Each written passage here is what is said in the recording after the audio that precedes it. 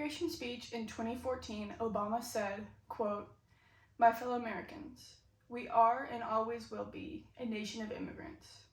We were strangers once too." I know we're all familiar with the hot button immigration debate, but I wanted to take things in a different direction, and I wanted to shed light on something that I don't think is talked about enough. And that is the undocumented people who were brought here illegally by their parents at a young age through no choice of their own. These individuals are called dreamers. According to Laura Collins at the Bush Institute, there are around 10 million undocumented immigrants in America, and a good percentage of them are dreamers. They're constantly at risk of deportation, and they miss out on having the same opportunities and experiences as the rest of us. This is only because of where they were born. It does not take into consideration where they have lived most of their lives and where they call home. This is an unfortunate reality, so what can we do to help them?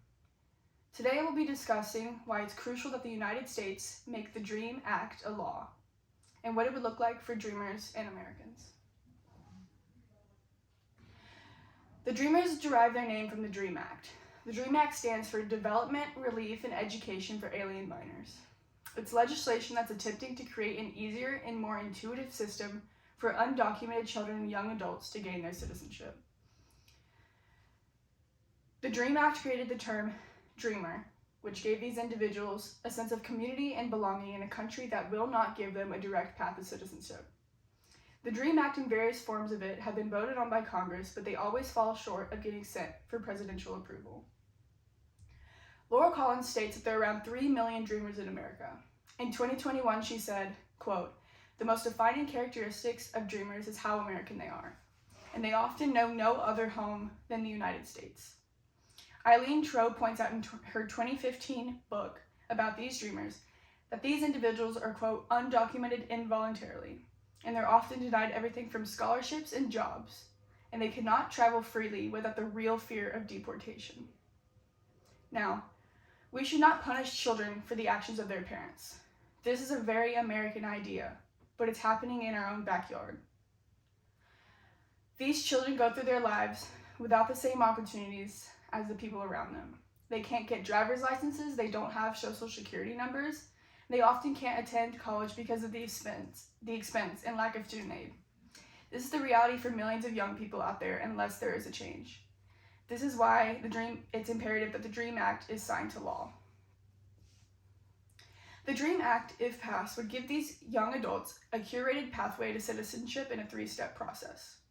The American Immigration Council says the dreamer will gain conditional permanent residence, meaning that they can drive and go to work and go to school, if he or she was brought to the United States when they were 15 years or younger, has a high school diploma or its equivalent, has not committed or been convicted of any crimes, and has not participated in the persecution of another person.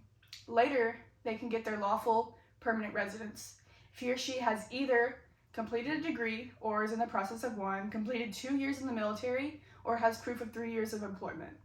The American Immigration Council says that after maintaining this status for 5 years, they can apply and be granted citizenship. I want to make it clear and emphasize that the DREAM Act will not grant citizenship to anyone and everyone, nor will it give selective treatment to these individuals over the ones who have came the traditional way and have been waiting for their green cards for years and even decades. As far back as 2010, the National Immigration Law Center has been addressing this concern. They say that the government is going to create a new process for these dreamers to gain their citizenship, and that is not going to interfere with those who are already in line. Furthermore, these individuals are vetted and they undergo a multitude of background checks and must surpass multiple checkpoints on their path to citizenship. This is the most realistic way to deal with the 3 million dreamers in this country. It gives them a real shot of starting a successful life here. If the DREAM Act is passed, it will not only impact these dreamers, but all American citizens. Laura Collins said in 2021 that, quote, "These people are our friends, our neighbors, our relatives, and our colleagues. It's in America's best interest to find a reasonable solution for this population." This quote struck a chord with me, and I found through my research that this is incredibly true. An article from 2020 called DACA Facts says that $1.7 billion of taxes are paid by Dreamers every year. And Collins found that the average DACA worker contributes $109,000 to the economy every year, and they make up 4.6% of the labor force. This is a very big deal. If the DREAM Act never gets passed, 3 million Dreamers will have to continue to live in fear of deportation and continue to be disadvantaged. As I was researching, I came across a book from 2013 by William Nichols that followed a young, undocumented girl who just wanted to attend college. Except she didn't know she was undocumented until she tried to apply for FAFSA. That's when she said, quote, "That's when my parents finally had to tell me about my lack of Social Security. I had no idea what was going on. I had no idea what was happening to me." Authors William Perez and Richard Cortez say that even though these Dreamers have lived in America for most of their lives, the fact that they aren't citizens makes them feel isolated and alone. They often begin to resent their own culture. These feelings are an unfortunate reality that millions of kids and young adults suffer from. We need to do something to change this.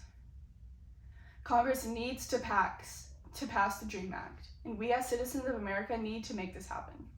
Too many people are suffering from decisions they didn't make and risks they didn't sign up to take, and we owe it to them to help them live the American dream. According to Martha Ramirez, United We Stand is an organization that supports Dreamers as they try to navigate life in the United States undocumented.